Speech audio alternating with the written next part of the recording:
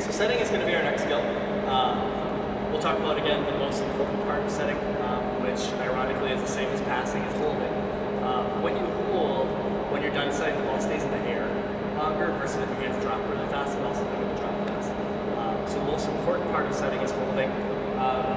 Actually, one time, both of you guys come out right away this time. We'll talk about the setting position, and we'll talk about the setting motion. Okay, so the setting position, again, we're going to have our feet right below our hips now. Okay, we're not going to be wider like this, because when you're wide, if you do left-right, my feet are wide, I'm literally moving to the side, which is going to create a ball handling problem because our hands are moving to the side as well. Versus if I'm going straight forward towards my target, I'm not creating this wobbling movement.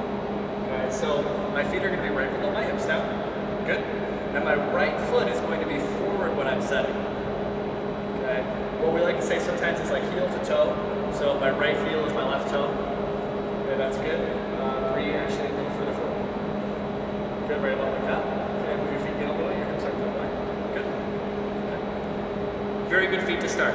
Again, right foot is forward for the same reason that we had it forward when we were passing. If I make a mistake, ball goes to the left, which is off the net for our hitter versus on the net, that's an under, and possibly getting hurt. Okay. So right foot forward when you're setting, legs are comfortably bent.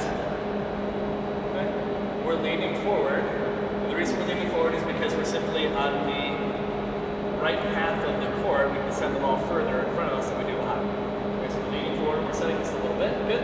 When we put our hands up, okay, what we want to do is we want to make sure that our hands are in the shape of a fat triangle, just like this. Now, I don't want her to create any weird angles with her wrists. See how I bent her wrists?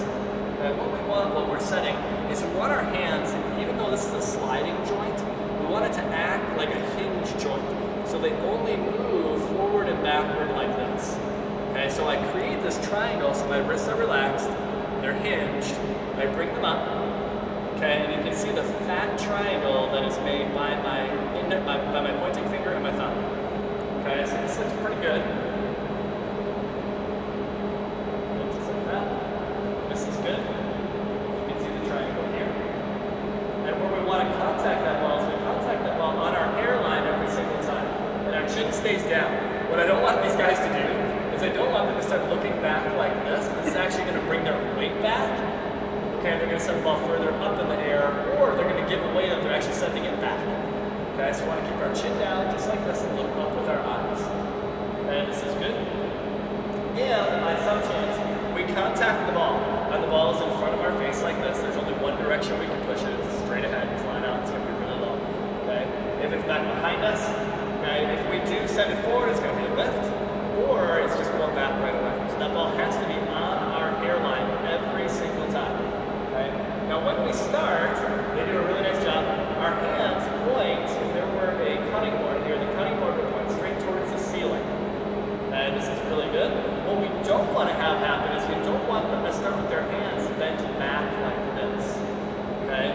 And the reason we don't want that is because they're already bent back, so now I can't absorb the ball and I'm more likely to double contact the ball. Versus if they start pointing towards the ceiling, we can bring that ball in and absorb it.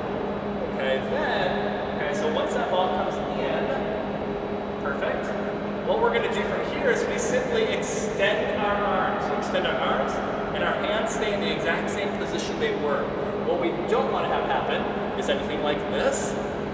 Okay, because if your right hand pushes before your left, you're going to have spin, and the ball's going to go crazy to the side.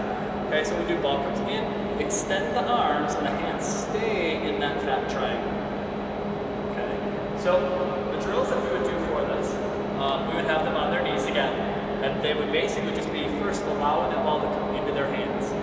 Okay, but my favorite drill for setting, which you guys are going to do right now, the wall drill. Excellent. So what we're going to work on is the ball coming into our hands first.